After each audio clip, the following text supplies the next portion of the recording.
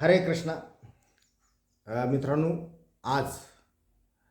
आजचा जो विषय आहे त्या विषयामध्ये आजचा विषय आहे भगवद्गीतेतील 12वा अध्याय. याचं सार आपण समजून घेऊ.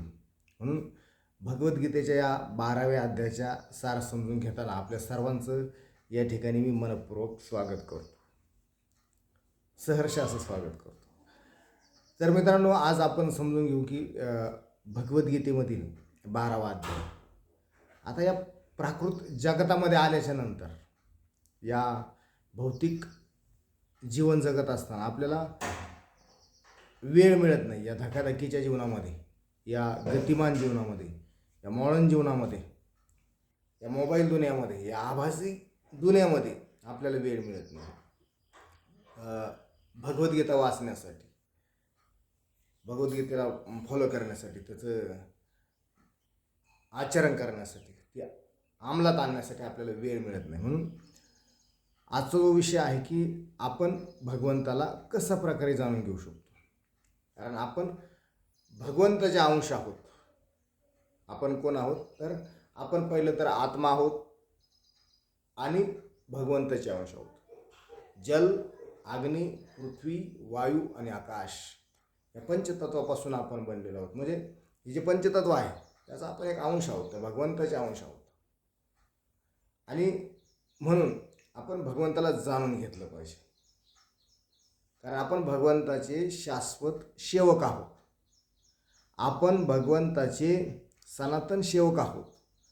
आपण भगवंताचे दास आहोत. त्या हरीचे दास आहोत, त्या परमात्म्याचे दास आहोत. म्हणून आपण त्या भगवंताशी, आपण त्या परमात्म्याशी संबंध प्रस्थापित केले पाहिजेत.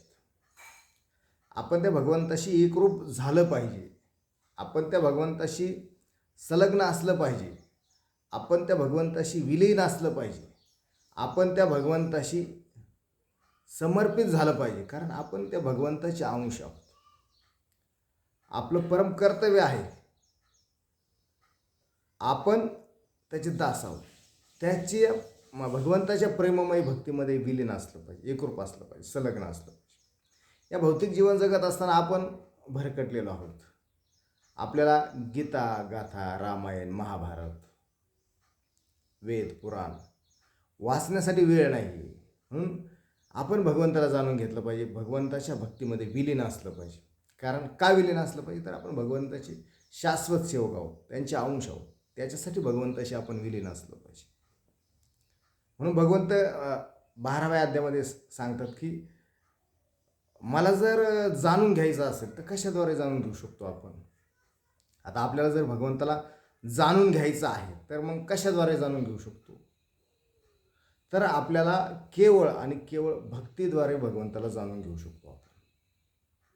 भगवंताची भक्ती, आपलं जे मन आहे, आपली जी बुद्धी आहे, आपली मन बुद्धी त्या भगवंतावर स्थिर करून आपण त्या भगवंताला जाणून घेऊ शकतो.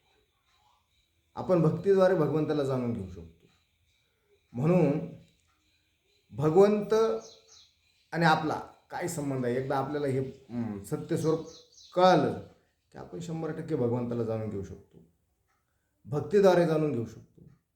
म्हणून भगवंत आणि अर्जुनाचा, श्रीकृष्ण भगवंताचा आणि अर्जुनाचा काय संवाद चाललेला आहे. भक्तियोगामध्ये भगवंताला जाणून घेण्यासाठी कोणता भक्त श्रेष्ठ असतो अर्जुन विचारतात त्या ठिकाणी. काय ते म्हणतात की एवं सतत युक्ताये भक्तास्तवां पर्युपासते ये चाप्यक्षरम व्यक्तम तेषां के योग वित्तमा.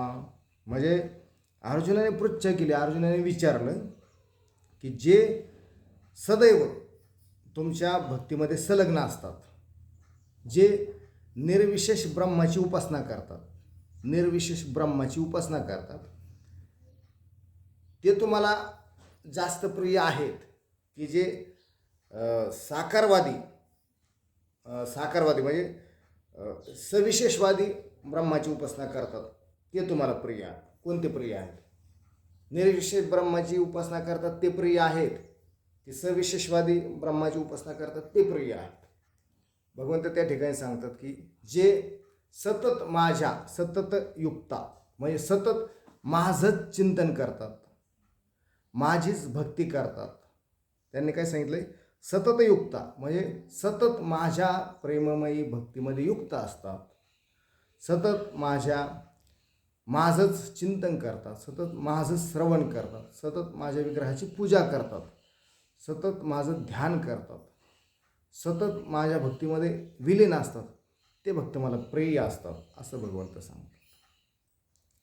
मग आपण भगवंताला जाणून कशा प्रकारे घेऊ शकतो की भगवंताच्या भक्तीमध्ये संलग्न झालं तरच आपण भगवंताला जाणून घेऊ शकू, नाही तर भगवंताला जाणून घेऊ शकत नाही.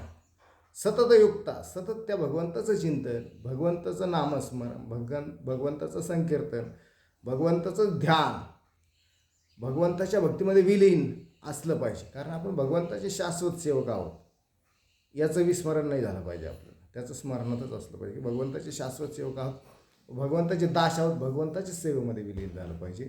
तेव्हाच आपण भगवंताला जाणून घेऊ शकतो. सतत युक्ता, सतत प्रेममय भक्तीमध्ये, त्या दिव्यमय भक्तीमध्ये युक्त असलं पाहिजे, तेव्हा आपण भगवंताला जाणून घेऊ शकतो. आता पुढचं भगवंत काय सांगतात की सर्वात श्रेष्ठ विधी कोणती आहे माहिती का?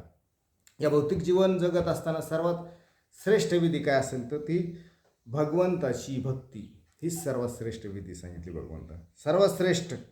आणि भगवंताचं ज्यावेळेस आपण भगवंताला समर्पित होतो, एकरूप होतो, संलग्न होतो, भगवंताचं चिंतन करतो, त्यावेळेस आपण शुद्ध होऊन जातो. त्यावेळेस आपण जे आपले ज्ञानेंद्रिय आहेत, मग ज्ञानेंद्रिय संयमित करून, निग्रहित करून आपण भगवंताचं ध्यान करतो, त्यावेळेस ऑटोमॅटिक आपण शुद्ध होऊन जातो, आपलं मन निर्मळ होऊन जातं. आपण कोणत्याही जीवाच्या प्रती द्वेष करत नाहीत. पहिलं तर ज्यावेळेस आपण भगवंताच्या भक्तीमध्ये संलग्न होतो त्यावेळेस आपण कोणत्याही जीवाचा द्वेष करत नाहीत. द्वेष आपल्या अंगी राहत नाही. जे काम असेल, क्रोध असेल, लोभ असेल, मोह असेल, माया असेल, अहंकार असेल, पूर्णपणे हे धुवून टाकल्या जातं, धुवून निघल्या जातं. कधी? ज्यावेळेस आपण भगवंताच्या प्रेममयी भक्तीमध्ये विलीन होतो, संलग्न होतो, एकरूप होतो, त्यावेळेस हे जे भौतिक जंजाळामध्ये आपण गुंतलेलो आहोत, हे जे आपल्याला विकार लागलेले आहेत, ते विकार आपले पूर्णपणे धुवून जातात. कधी धुवून जातात? तर भगवंताच्या भक्तीमध्ये एकरूप झाल्याच्या नंतर. आणि ज्यावेळेस आपण भौतिक जगतामध्ये, या प्राकृत जगतामध्ये आल्याच्या नंतर आपण केवळ आणि केवळ फक्त आपलं शब्द, रूप, रस, गंध आणि स्पर्श या विषय सुखाच्या मागे जेव्हा धावतो त्यावेळेस आपण कधीच भक्तीमध्ये विलीन होऊ शकत नाही. शब्द, रूप, रस, गंध आणि स्पर्श हे विषय सुख आहे. हे विषय सुखाच्या मागे जेव्हा आपण पळतो, धावतो, त्यावेळेस आपण भगवंताच्या भक्तीमध्ये एकरूप होऊ शकत नाही.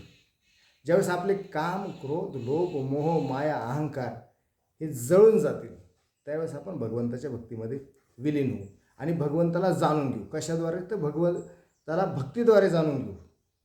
त्यावेळेस आपण शुद्ध होऊन जाऊ, विशुद्ध होऊन जाऊ. म्हणजे आपल्यामध्ये जे मळ आहे, भौतिक जो मळ आहे, तो भौतिक मळ निघून जाईल.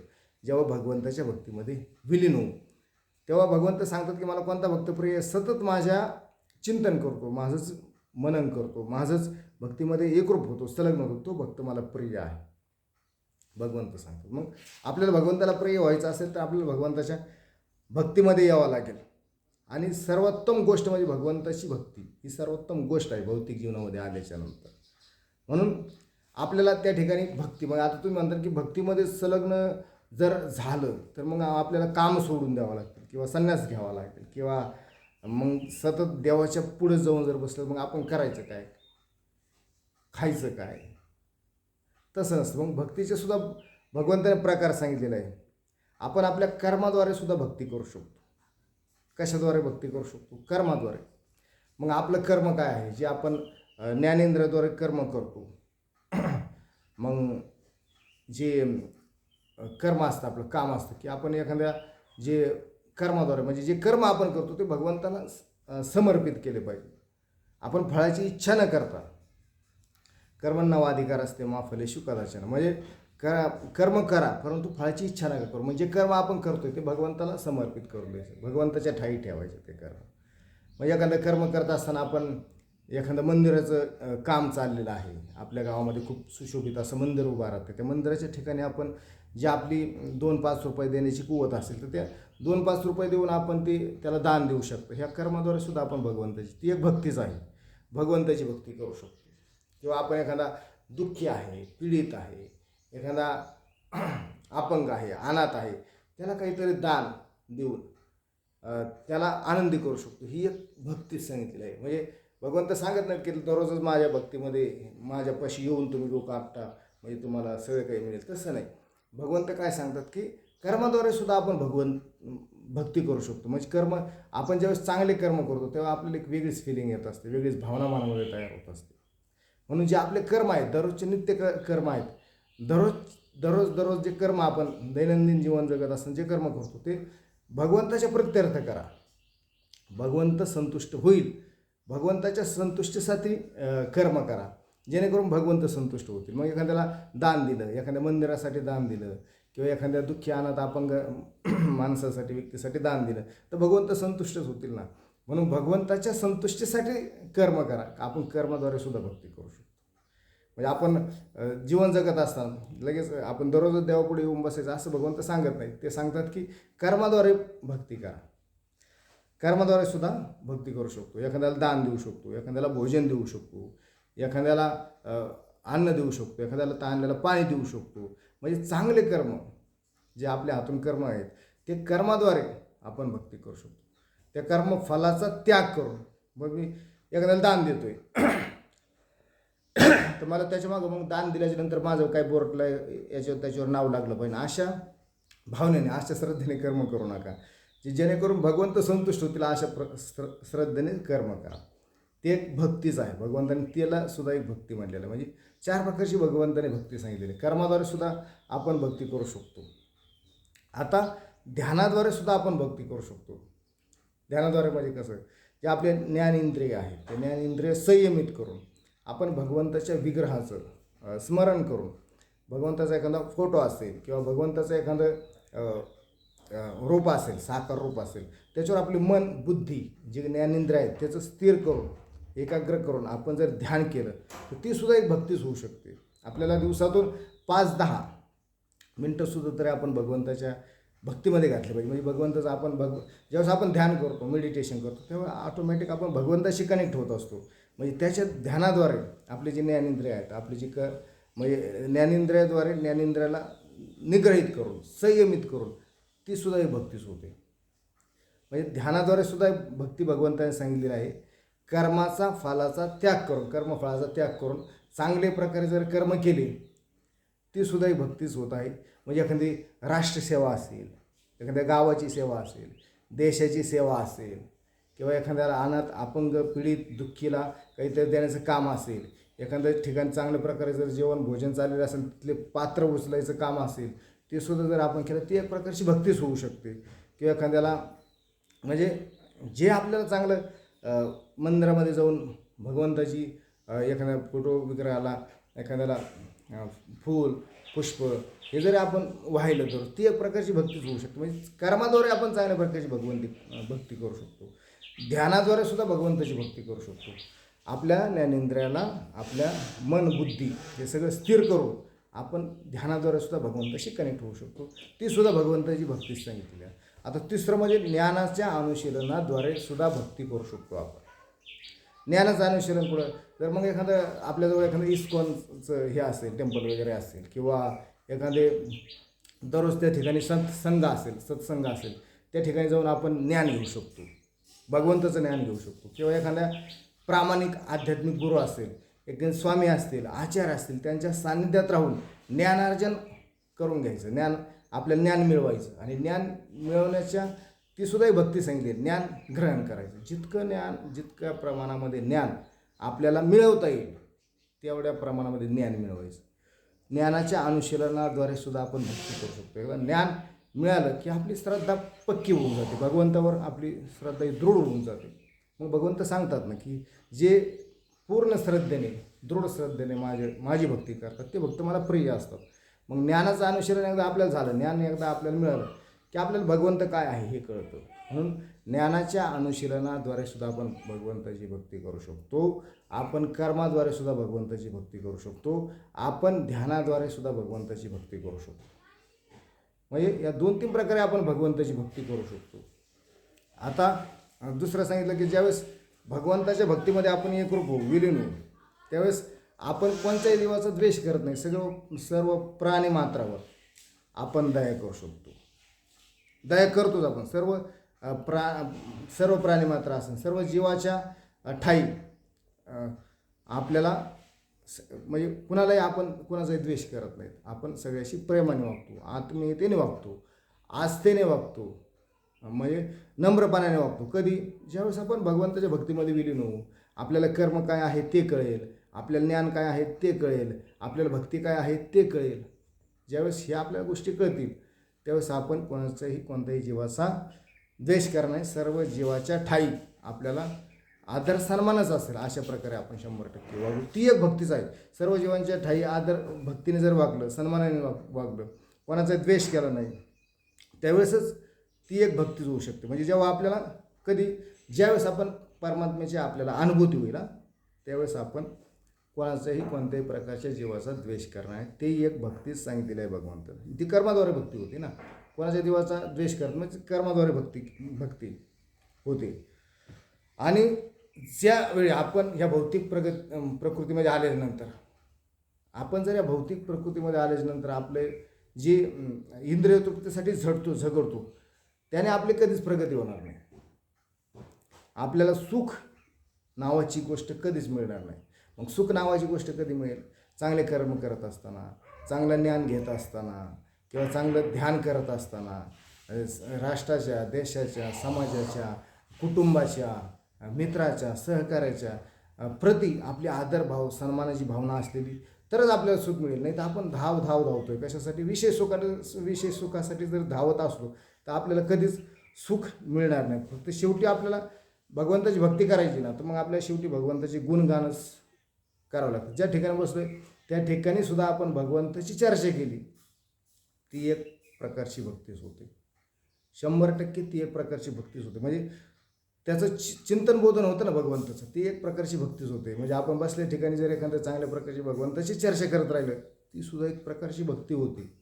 भगवंत सांगतात ध्यानाद्वारे, कर्माद्वारे, ज्ञानाच्या अनुशीलनाद्वारे भगवंताची भक्ती होऊ शकते.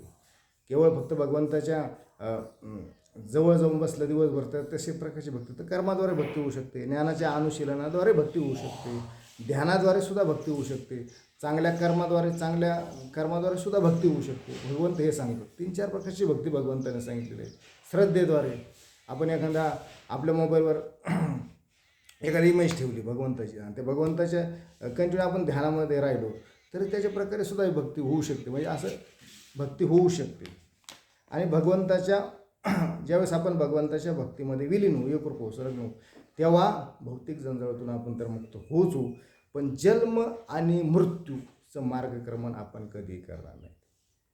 कारण आपण कंटिन्यू भक्तीमध्ये संलग्न झालेलो आहोत ना, भक्तीमध्ये विलीन झालेलो आहोत ना. मग 8व्या अध्यायामध्ये अक्षर ब्रह्मयोगामध्ये भगवंतानं सांगितलं की जो कोणी माझा अंतकाळी, प्रयाणकाळी, अंतकाळी जो भक्त माझं चिंतन करतो, माझ्यावरच भाव ठेवतो, माझं स्मरण करतो, माझंच म्हणजे अंतकालीचे मामे स्मरण मुक्त्वा कलेवर माझंच चिंतन करतो, भाव ठेवतो, श्रद्धा ठेवतो, त्याला तशा प्रकारचा जन्म मिळत असतो पुढचा. मग आपण जर कंटिन्यू भक्तीमध्ये जर विलीन असलं तर आपल्याला काय होईल? जन्ममृत्यूचं मार्गक्रमण आपण करणारच नाही. तर आपण भगवंताच्या धामामध्ये, नित्यधामामध्ये, ऐश्वर्यधामामध्ये, वैकुंठधामामध्ये गेल्याशिवाय राहणार. कारण आयुष्यभर आपण ज्याचा विचार करतो त्याचा प्रभाव आपल्या याच्यावर असतो, माइंडवर असतो. मग अंतकाळी आपण ज्यावेळेस मृत्यूसमयी, अंतकाळी, प्रयाणकाळी कशाचं स्मरण येईल? आपण जर भगवंताची भक्तीमध्ये संलग्न राहिलं तर आपल्याला भगवंताचं स्मरण येईल ना. आणि आपण जर या भौतिक जंजाळामध्ये पैशा, पाण्याच्या, सत्तेच्या, लोभाच्या मागं पडून मग त्याचं स्मरण येईल. मग भगवंताच्या भक्तीमध्ये आपण विलीन आहेत तर मग आपल्याला अंतकाळी पण त्याचंच स्मरण येईल. म्हणून आणि अंतकाळी स्मरण आल्यानंतर आपण भगवंताच्या ठाई जाऊ. आपण जन्म आणि मृत्यूचं मार्गक्रमण कधीही करणार नाहीत. आपण भगवंताच्या ठाई जाऊ. पण भगवंत सांगतात की माझी भक्ती करा, तुम्ही जन्म आणि मृत्यूचं मार्गक्रमण कधीही करणार नाहीत. यायचं आणि जायचं, या दुःखालयामध्ये परत येऊ शकत नाही. कारण ज्यावेळेस आपलं पाप आणि पुण्य क्षीण होईल त्यावेळेस आपण येऊ. परंतु जन्म आणि मृत्यूचं मार्गक्रमण आपण करणार नाहोत. हे आपलं परम कर्तव्य, भक्ती करणं हे आपलं परम कर्तव्य आहे. म्हणून आध्यात्मिक जगतामध्ये जर आपल्याला प्रवेश करायचा असेल तर भगवंताच्या भक्तीमध्ये विलीन व्हावा लागेल. आणि ज्यावेळेस आपण या भगवंताच्या भक्तीमध्ये विलीन होतो, एकरूप होतो, संलग्न होतो, त्यावेळेस आपल्यामध्ये कोणते गुण तयार होतात हे सुद्धा भगवंताने सांगितलं. कोणते गुण तयार होतात आपल्यामध्ये? ज्यावेळेस भगवंताच्या भक्तीमध्ये आपण विलीन होतो त्यावेळेस आपण सगळ्या काही गोष्टीला समदृष्टीने पाहतो. समदृष्टीने म्हणजे कसं, आपल्याला किती दुःख आलं तरी आपण विचलित होत नाहीत, कितीही सुख आलं तरी आपण हर्ष उल्लसित होत नाहीत. आपल्याला गरिबी आली, श्रीमंती आली, मान मिळाला, सन्मान मिळाला, जय मिळाला, पराजय मिळाला, किंवा आपल्याला संघर्ष आली, संकट आली, तरी आपण विचलित होत नाही. सर्व काही गोष्टी स्थिर मनाने, समदृष्टीने, समभावाने, समचित्ताने त्याच्याकडे पाहतो. आपण डळमळून जातच नाहीत कधी. ज्यावेळेस आपण भक्तीमध्ये विलीन होतो त्यावेळेस अशा प्रकारचे गुण आपल्यामध्ये तयार होतात. कसे गुण तयार होतात? तर आपण विचलित होत नाहीत, हर्षोल्लासित होत नाहीत, मान सन्मानासाठी म्हणजे रजोगुणी होत नाहीत, तमोगुणी होत नाहीत. आपण कोणाचा द्वेष करत नाही, कोणाची निंदा करत नाही, कोणाची टवाळकी करत नाही, कोणाची कुटाळकी करत नाही, कोणाचा उपहास करत नाही, कोणाची उपेक्षा करत नाही, आवेलना करत नाही, चाष्टा करत नाहीत, कोणाचीही करत नाहीत. सर्वांच्या प्रती दयाभाव ठेवतो. कधी? भक्तीमध्ये विलीन झाल्यानंतर हे गुण आपल्यामध्ये तयार होतात. आपण दुःखी होत नाही. म्हणजे भगवंत सांगतात त्या ठिकाणी की मीच सर्व मुळांचा मूळ आणि मीच सर्व कारणांचं कारण आहे. आपल्याला माहीत राहतं की ही जी काय माझ्यावर संकट आली आहे, संघर्ष येतोय जीवनामध्ये, ही भगवंताचीच योजना आहेत, अशी पॉझिटिव्हली त्याला आपण पाहतो आणि स्थिर मानायला राहतो. आपण विचलित होत नाहीत. म्हणून भगवंताच्या भक्तीमध्ये आल्यानंतर हे गुणसुद्धा आपल्यामध्ये तयार होतात. भगवंत सांगतात की मीच सर्व मुळांचा मूळ, मीच सर्व कारणांचं कारण, मीच अधिपती, मीच आदिष्ट दैवत, मीच यज्ञाचा भोक्ता, मीच आदि मध्य अंत, मीच भविष्य, मीच वर्तमान, मीच भूतकाळ, मीच पालन पोषण करता मीच आहे. हे आपल्याला कळतं कधी? भगवंताच्या भक्तीमध्ये विलीन झाल्यानंतर. मग हे गुण आपल्यामध्ये तयार होतात. भगवंताच्या भक्तीमध्ये विलीन झाल्याच्या नंतर कधी हे गुण आपल्यामध्ये तयार होतात. आणि मग आपण सगळ्या काही गोष्टी समदृष्टीने, समचित्ताने पाहतो. म्हणजे आपण इंद्रिय सुखासाठी धावपळ करत नाही. आपण सत्वगुणामध्ये येतो. 3 गुणांनी युक्त होतो ना आपण भौतिक प्रकृतीमध्ये आल्यानंतर, रजोगुण, तमोगुण आणि सत्वगुण. मग आपण सत्वगुणामध्ये येतो, रजोगुणामध्ये राहत नाही, आपण इंद्रिय तृप्तीसाठी झटत नाही, आपण तमोगुण होत नाही, आळस, निद्रा, भय, मैथून याच्या मागे धावत नाही. आपण ज्यावेळेस भगवंताच्या भक्तीमध्ये येतो तेव्हा आळस आपल्याला येत नाही, निद्रा आपल्याला येत नाही, भय, भीती, चिंता, डिप्रेशन, काळजी, ताणतणाव आपल्याला राहत नाही, आणि मैथुनाच्या सुद्धा जास्त पाठीमागे आपण पळत नाही.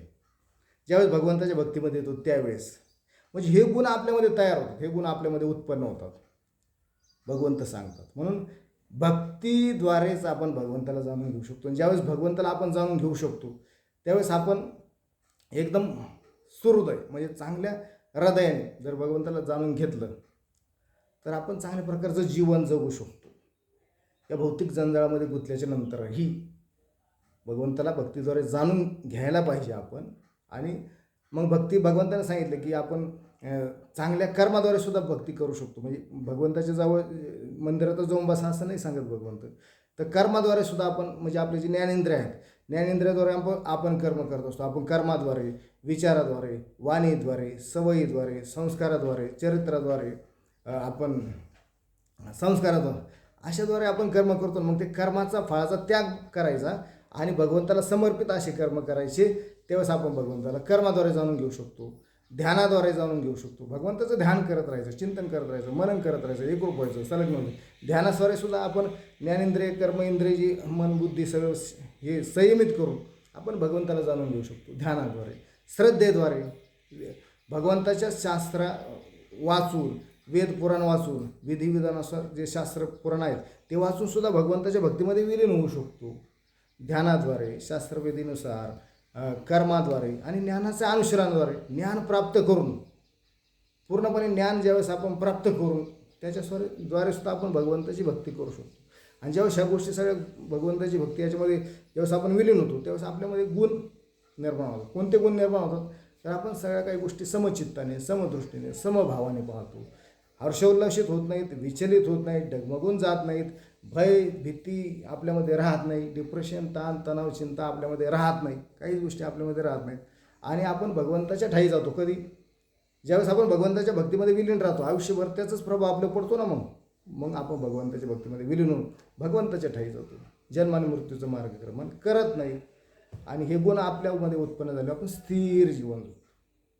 स्थिर जीवन जगल्याच्या नंतर तो आध्यात्मिक आनंद आपल्याला प्राप्त होतो, आत्मिक आंतरिक आनंद प्राप्त होतो आणि भगवंताच्याच भक्तीमध्ये विलीन राहतो.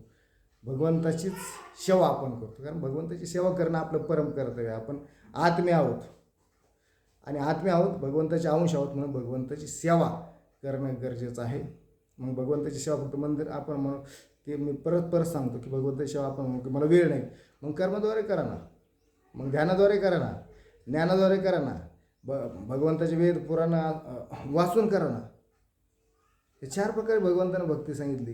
4ही प्रकारे आपण 4 प्रकारेद्वारे भगवंताची भक्ती करू शकतो. आणि भगवंताची भक्ती केली की आपण एकदम मन आपलं निर्मळ होऊ शकतो.